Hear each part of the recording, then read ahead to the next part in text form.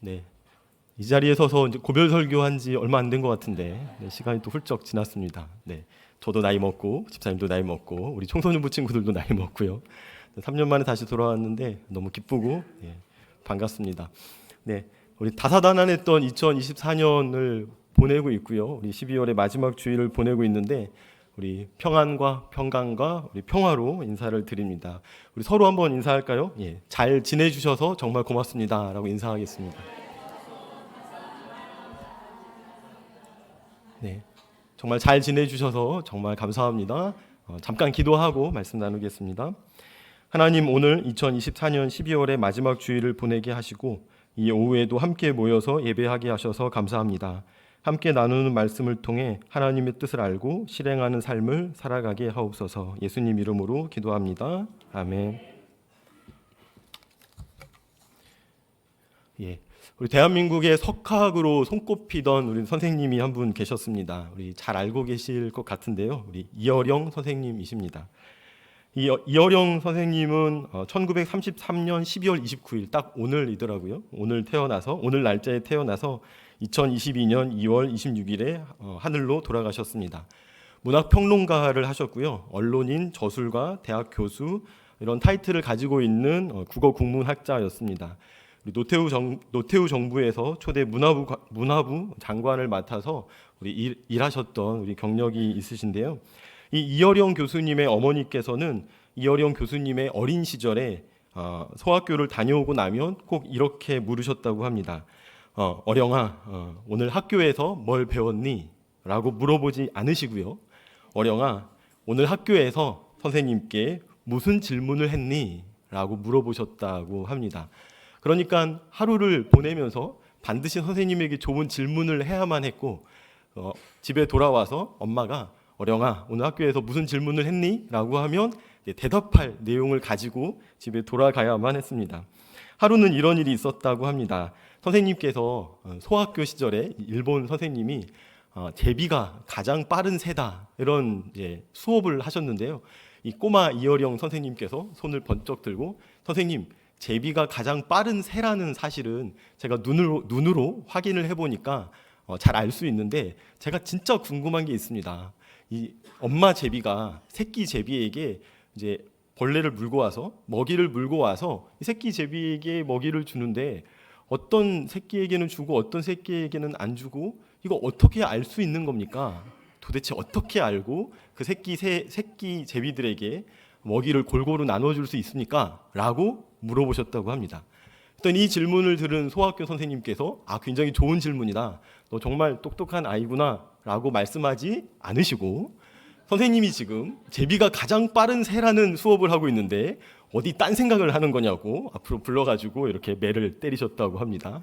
굉장히 속상한 마음을 가지고 평생 기억하는 사건이 됐고요. 어른이 되고 나서 도대체 이 어미 제비는 새끼 제비에게 어떻게 그렇게 먹이를 똑같이 나누어 주어서 이 새끼들을 똑같이 살찌우게 하는지 키우는지 어른이 돼서 연구하시고 또 알아보셨다고 합니다. 그 대답은 제가 지금 말씀드리지 않고요. 혹시 궁금한 분들이 계시면 끝나고 저를 찾아오시면 제가 말씀을 해드리도록 하겠습니다. 궁금하시죠? 좋은 질문이란 이런 것입니다. 정말 그런가? 진짜 그런가? 라는 의심을 가지게 하고요. 의구심을 가지게 하고 호기심을 가지게 하면서 답을 찾는 과정으로 이끌어가는 그것을 우리는 좋은 질문이라고 이야기를 할 수 있습니다. 교수님께서는 지식과 학문을 발전시킬 수 있는 좋은 방법 두 가지가 있다라고 이야기를 하는데요. 하나는 관찰이고요. 또 다른 하나는 질문입니다. 현상을 관찰하고 관찰에서 나오는 좋은 질문으로 진실에 가까이 가고 또 진리를 탐구할 수 있다라고 이야기를 하고 있습니다. 이어령 교수님은 따님이신 이민아 목사님을 먼저 하늘나라로 보내게 되었습니다. 먼저 그 딸의 죽음을 가까이 보면서 평생의 호기심을 가지고 있었던 그리스도는 누구인가, 예수는 누구인가, 기독교는 어떤 종교인가를 탐구하기 시작하셨고요. 그리스도인이 되기로 결단을 하셨습니다. 그리고 하용주 목사님께 세례를 받아서 그리스도인이 되셨습니다. 기독교는 두 가지 특성을 갖습니다. 하나는 받아들이는 것입니다. 하나님을 받아들이고 십자가를 받아들이고 구원을 받아들이고 은혜를 받아들이고 소망을 받아들이는 것, 받아들이는 종교가 기독교라는 종교죠. 달리 표현하면 믿음입니다. 하나님을 믿고 십자가를 믿고 구원을 믿고 은혜를 믿고 예수님의 재림을 믿고 그리고 소망을 갖는 것, 그것이 기독교라는 종교가 가지고 있는 특성이죠. 아마 이 첫 번째 특성으로 우린 모두 다 그리스도인이 된 저와 여러분들은 모두 다 그리스도인이 되었을 것입니다. 하나님을 받아들이고 하나님을 믿고 예수님을 받아들이고 예수님을 믿고 예수님의 그 구원 사건, 십자가 사건을 받아들이고 구원 사건의 그 은혜를 믿음으로 우리는 모두 다 그리스도인이 되었습니다. 기독교의 또 다른 특성이 있습니다. 그 특성은 질문하기입니다. 화면 한번 보실까요? 잘 알고 있는 말씀인데요. 우리 베레아에 있는 성도들은 이런 사람들이었다라고 사도행전은 기록하고 있습니다. 사도행전 17장 11절 12절 말씀 같이 읽겠습니다. 시작.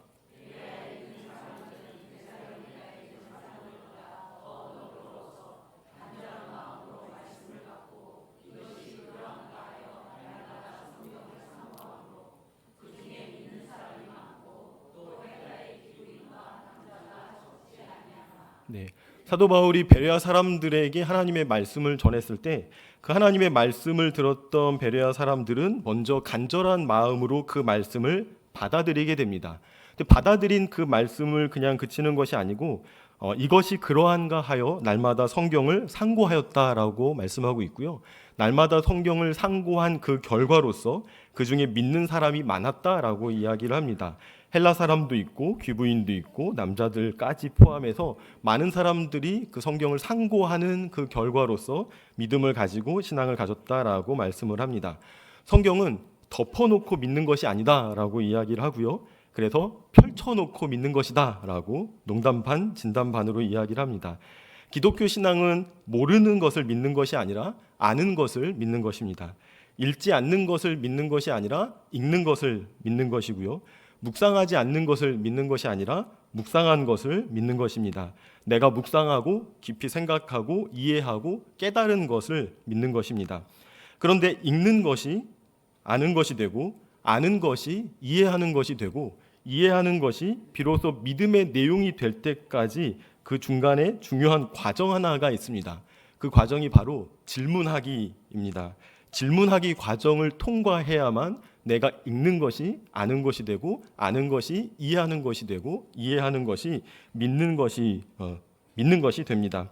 베레아 사람들은 사도 바울이 전한 말씀을 두 손에 받아들고 이것이 그러한가라는 질문을 하게 됩니다. 이 질문을 통과하면서 성경을 상고했고요. 이 상고한 말씀의 결과로서 대답을 찾았다라고 이야기합니다. 이것이 그러한가라는 말은 궁금한 것 그리고 의심스러운 것 의문을 갖게 만드는 것에 대해서 질문했다라는 것을 의미합니다. 우리가 속하고 우리가 믿고 있는 이 기독교는 질문하는 종교입니다. 질문하지 않고 무턱대고 믿는 종교가 아니고요. 끊임없이 묻고 또 묻는 그런 종교입니다. 그래서 하나님의 생각을 듣고 하나님의 뜻을 깨닫고 하나님의 생각을 확인한 이후에 믿음을 받아들이는 종교, 이 종교가 바로 기독교라는 종교입니다. 질문에 대해서 말씀을 드리고 있는데요. 이 질문이라는 한자어는 바탕 질자에 물을 문자를 사용하게 됩니다. 즉 바탕에 대한 물음 그리고 본질에 대한 물음이 있는 그런 질문입니다. 본질과 바탕을 찾기 위해서 질문하고 본질과 바탕을 이해하기 위해서 질문을 하게 되는데요. 모든 질문은 그 질문 이전에 의심과 의구심에서 시작을 합니다. 정말인가? 진짜인가? 가능한 일인가? 말이 되나? 이런 질문, 이런 의심, 이런 의구심, 이런 호기심에서 좋은 질문이 나오게 됩니다. 그런 의구심과 의심, 호기심에서 문득 의문이 떠오르고요. 이 의문을 해결하기 위해서 좋은 질문을 던지다 보면 그 과정 속에서 우리는 신앙과 믿음을 가지게 됩니다. 그리고 그 결과 우리는 결국 답을 찾아가게 되고 답을 찾아내게 됩니다. 그래서 기독교는 질문하는 종교라고 이야기할 수 있습니다. 질문 이전에 어쩔 수 없이 떠오르는 의심을 해결하는 종교입니다. 그 의심을 해결해 가고 답을 찾는 종교가 기독교이고요. 호기심에서 끝나는 것이 아니라 호기심에 대한 답을 찾아가는 과정으로서의 종교가 기독교라는 종교입니다. 청소년 사역을 하다 보면 우리 친구들이 굉장히 좋은 질문을 굉장히 많이 던집니다.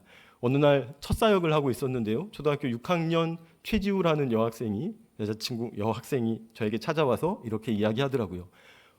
전도사님, 왜 하나님을 아버지라고 부르나요? 라고 질문을 했습니다. 제가 너무 뿌듯하더라고요. 정말 좋은 질문을 가져왔구나 라고 생각해서 답을 하려고 딱 준비를 하고 있는데 이 친구가 굉장히 차가운 눈빛으로 왜 어머니라고 안 하고 아버지라고 하죠? 남녀 차별이에요. 이러면서 가더라고요. 네, 그래서 너무 큰 충격을 받았습니다. 왜 어머니라고 안 하지? 왜 아버지라고 하지? 네, 그리고 나서 이제 왜 아버지인지에 대한 이제 이야기를 해준 적이 있었는데요. 굉장히 좋은 질문이었습니다. 하나님을 찾아가기 위한 과정으로서 좋은 질문을 던질 수 있었던 우리 초등학교 6학년의 우리 여자 학생이었었는데요. 청소년들이 그렇습니다. 끊임없이 질문을 하죠. 내가 지금까지 들어왔던 이야기에 대해서 의심을 가지고, 의구심을 가지고, 호기심을 가지고 정말 그런가? 정말 하나님이 그런 분이신가? 정말 하나님이 그런 일들을 하셨는가에 대해서 의문을 가지고 질문을 던집니다. 이 질문에 대해서 우리 어른들이 잘 대답을 해주면 해줄수록 견고한 신앙, 흔들리지 않는 신앙을 가지게 되죠. 기독교가 질문하는 종교라는 것을 잘 보여주고 있는 선지자가 있습니다. 구약의 하박국 선지자인데요. 하박국서는 1장 2절에서부터 4절까지 하박국의 첫 번째 질문이 나오고요. 그리고 1장 5절에서 11절까지는 하나님의 대답이 나옵니다. 그리고 하박국이 한 번 더 심화 질문을 하는데요. 1장 12절에서부터 17절까지 심화 질문을 던지고 나면 하나님께서는 2장 1절에서 20절까지 두 번째 대답을 하십니다. 이 주고받는 질문과 대답이 끝나고 나면 하박국 선지자가 이 답이 없는 시대, 그리고 답을 모르는 상황, 그리고 노답의 사회 속에서 하나님께 응답을 받게 되고요. 하나님의 뜻을 이해하고 하나님의 생각을 확인하고 하나님의 계획과 하나님의 관점을 자기 것으로 소유하게 됩니다. 한번 읽어볼까요? 하박국서 1장 2절부터 4절 말씀입니다. 화면 보면서 읽어볼게요. 시작.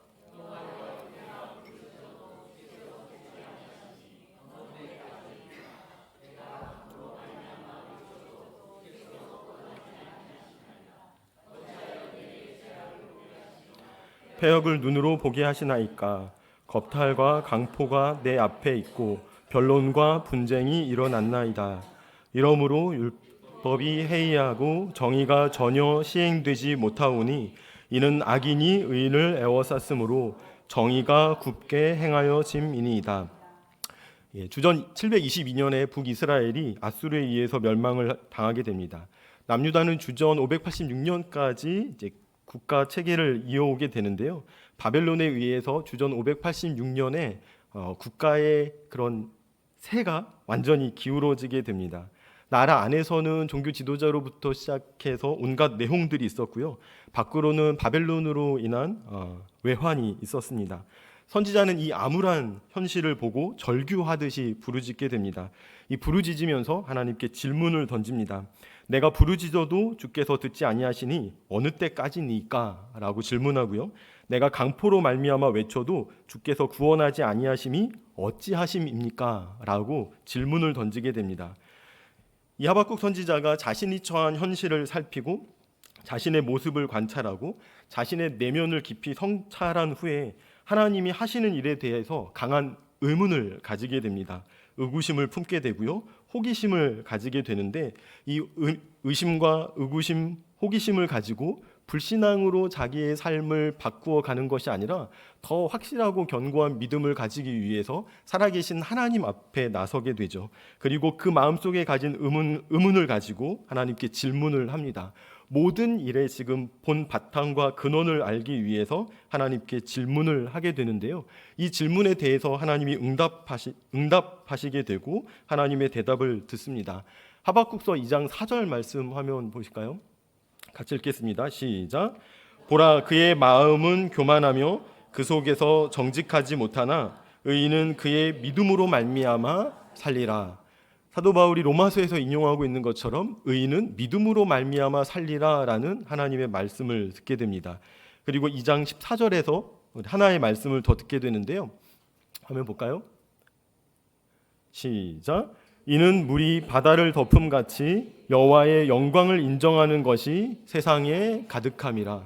네, 이 두 절 말씀을 들은 이 하박국 선지자는 비록 자신이 처한 환경과 상황이 아주 극단적으로 지금 처절한 상황 가운데 있고 스스로 해결할 수 없는 문제 상황 가운데 있지만 하나님을 주목하고 하나님을 바라보게 되죠. 그리고 난 여호와로 말미암아 기뻐할 것이다라는 믿음의 고백으로 하박국서를 마무리하게 됩니다. 성경에는 이렇게 의문과 호기심을 가지고 있었던, 의심을 가지고 그 의심을 해결하기 위해서 노력했던 많은 신앙의 선배들의 이야기가 나옵니다. 구약 성경의 한 분, 우리 신약 성경의 한 분 살짝 살펴보려고 하는데요. 구약 성경에 나오는 선배님의 이름은 모세입니다. 모세는 출애굽기 13장 13절에서 이렇게 말씀을 하고 있는데요. 모세가 하나님께 아뢰었다. 제가 이스라엘 자손에게 가서 너희 조상의 하나님께서 나를 너희에게 보내셨다라고 말하면 그들이 저에게 그의 이름이 무엇이냐라고 물을 터인데 제가 그들에게 무엇이라고 대답해야 합니까? 라는 질문을 하게 됩니다.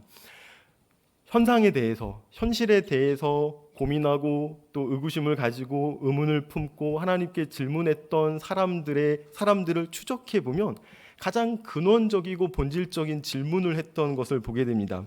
모세의 질문은 하나님 나에게 말씀하고 계시는데 하나님께서 나에게 지금 나의 백성을 이 백성을 애굽에서 출애굽시키라고 명령하고 계시고 바로에게 찾아가서 내 백성을 하나님의 백성을 인도하라라고 지금 나에게 지금 사명을 주고 계시는데 제 안에 근원적인 질문 하나가 있습니다. 그 근원적인 질문은 나에게 말씀하고 계시는 하나님, 나에게 말씀하고 계시는 당신은 대체 누구십니까? 라는 질문, 이 근원적인 질문 앞에서 하나님께 질문을 드리게 됩니다. 물론 모세의 표현 속에는 이스라엘 백성이 물어보면 뭐라고 대답해 줄 수 있겠습니까? 바로가 물어보면 뭐라고 응답할 수 있겠습니까? 라고 질문을 했지만 그 질문 이면을 들여다보면 나에게 지금 말씀하고 있는 당신은 누구십니까? 나에게 당신이 누군지 알려주십시오라는 질문이었습니다. 이 질문에 대해서 하나님은 응답하시죠. 질문하는 백성이 있으면, 질문하는 사람이 있으면 그 질문에 대해서 하나님은 반드시 응답해 주십니다. 우리 하나님 이렇게 말씀을 하시죠. 나는 여호와다. 스스로 있는 자, 스스로 존재하는 하나님이시다라고 대답을 합니다. 우리 신약에도 대표적인 우리 믿음의 선배님이 한 분 나옵니다. 바울인데요. 바울이 아직 하나님의 사람이 되기 전에 사울이라는 유다식 이름으로 지금 활동을 하고 있었습니다. 율법에 대한 열심이 차고 넘쳤고요. 그래서 예수를 믿는 사람들을 예수를 구원자라고 믿는 그리스도인을 핍박하기 위해서 대제사장으로부터 박해 면허를 가지고 다메섹으로 지금 가고 있었습니다. 다메섹에 거의 가까이 갔을 때 사울은 하늘에서부터 강한 빛을 보고 눈이 멀어서 그 자리에 엎드러지게 됩니다. 그 순간 우리 주님이 말씀하시죠. 사울아 사울아 내가 어찌하여 나를 박해하느냐라고 질문을 먼저 하십니다. 이 질문을 듣고 사울이 이렇게 대답을 하죠. 주님 누구십니까? 주님의 질문에 답을 찾기보다는 그 답을 찾는 과정 속에서 먼저 떠오르는 질문, 먼저 떠오르는 의구심을 주님께 말씀을 드립니다. 나에게 지금 나타나셔서 말씀하고 있는 당신은 누구십니까? 라고 물어보게 되죠. 이 질문에 대해서 역시 예수님도 하나님처럼 바울에게 대답하시고 응답하십니다. 나는 내가 핍박하는 예수다라고 이야기를 하시죠. 우리 하나님께서 모세를 만나주시고 예수님께서 바울을 만나주시게 됩니다. 이 만남의 감격, 이 만남의 과정 이전에 있었던 사울의 그리고 모세의 행위 하나는 질문하기였던 거죠. 당신은 누구십니까? 하나님은 누구십니까? 예수님은 누구십니까? 라는 질문을 하게 됩니다. 복음서에도 예수님께 찾아와서 예수님께 질문했던 사람들의 이야기가 많이 기록되어 있습니다. 오늘 본문의 말씀인데요. 사두개인들이 예수님과 논쟁을 하면서 참패하게 됩니다. 그러자 바리새인들이 사두개인들을 비웃고 예수님께 찾아옵니다. 예수님과 논쟁에서 이기면 당연히 사두개인들을 이기는 게 되고 그러면 사두개인과 바리새파 사이의 그 우위를 바리새인들이 차지할 수 있다라고 생각하고 절호의 기회로 여기고 예수님을 찾아오게 되죠. 율법사 하나가 나와서 예수님께 이렇게 질문을 합니다. 선생님, 율법 중에서 어느 계명이 가장 크니까? 화면 보면 빨간색 글씨로 되어 있는데요. 같이 한번 읽어보실까요? 시작. 선생님, 율법 중에서 어느 계명이 크니까? 한 번 더 읽겠습니다. 시작. 선생님, 율법 중에서 어느 계명이 크니까? 이 질문을 받으신 예수님께서는 레위기와 또 신명기의 말씀을 인용하시면서 하나님을 사랑하고 이웃을 사랑하라라는 이 대계명을 가르쳐 주십니다. 내 마음을 다하고 목숨을 다하고 뜻을 다하여 주 너의 하나님을 사랑하라 하셨으니 이것이 크고 첫째 되는 계명이요 둘째도 그와 같으니 내 이웃을 내 자신과 같이 사랑하라 하셨으니 이 두 계명이 온 율법과 선지자의 강령이니라라고 말씀을 하시죠. 누가복음에도 비슷한 사건이 있는데요. 누가복음 10장에 보면 어떤 율법 교사가 예수님을 찾아오게 됩니다. 그리고 예수님을 시험하면서 자기 자신을 높이고 예수님은 공경에 빠뜨리기 위해서 질문을 하죠. 누가복음 10장 25절 말씀인데요. 같이 화면 보면서 읽겠습니다. 시작. 어떤 율법 교사가 일어나서 예수를 시험하여 말하였다. 선생님, 내가 무엇을 해야 영생을 얻겠습니까? 이 율법 교사의 의도는 잘못된 것이었습니다. 예수님을 시험하기 위해서 찾아왔던 거죠. 그러나 예수님은 그의 질문을 칭찬하시게 됩니다. 칭찬하시고 나서 이제 선한 사마리아인의 비유를 말씀해 주셨고요. 진짜 이웃이 누구인지에 대해서 밝혀 주셨는데요. 이 율법 교사의 의도는 나쁜 것이었지만 그러나 율법 교사의 질문 내용은 굉장히 좋은 질문이었습니다. 이 질문 두 가지죠. 어떻게 하면 영생을 얻을 수 있습니까? 하나님의 율법, 하나님의 말씀의 핵심 중의 핵심은 무엇입니까? 라는 질문이었습니다. 이 두 율법학자, 율법 교사의 질문은 서로 연결되는 것이었죠. 구약 성경에서 말씀하는 하나님의 율법에서 말씀하는 가장 중요한 말씀이 무엇입니까? 그 말씀을 지켜야 살 텐데, 그 말씀을 지켜야 영생을 얻을 텐데 내가 영생 얻을 수 있는 방법은 무엇입니까? 라는 질문이었어요. 그래서 두 사람의 질문은 서로 상통하는 질문이었습니다. 이 질문에 대해서 예수님께서는 위로는 하나님을 사랑하고 옆으로는 내 이웃을 사랑하라라는 이 대계명을 예수님께서 말씀을 해 주셨던 거죠. 2024년에 지금 대한민국을 마무리하고 있습니다. 2025년에 대한민국을 준비하고 있는데요. 혹시 점심시간에 우리 뉴스 확인하신 분들 계실 텐데 안타까운 소식 하나가 전해졌습니다. 오늘 무안공항에서 제주항공의 비행기가 공항에 내리다가 지금 비행기 사고가 났고요. 180명의 승무원들과 승객들이 지금 사망하게 되는 비극적인 사건이 지금 조금 전에 있었습니다. 안타까운 또 참사 소식을 들으면서 우리는 이렇게 질문할 수 있습니다. 하나님은 누구신가? 하나님은 어떤 일들을 하시는가? 나는 누구인가? 나는 어떤 일을 해야 하는가? 내 이웃은 누구인가? 내 이웃은 어떤 삶을 살아가도록 도와야 하는가? 라는 질문을 우리 스스로 또 세상 앞에 해볼 수 있습니다. 이 혼란한 시대 가운데, 혼란한 세상 가운데 우리가 좋은 질문을 가지고 하나님께 나오기를 누구보다도 하나님이 원하고 계십니다. 예수님께서 우리가 중요한 질문, 꼭 필요한 질문을 가지고 예수님을 찾아오기를 기대하고 계십니다.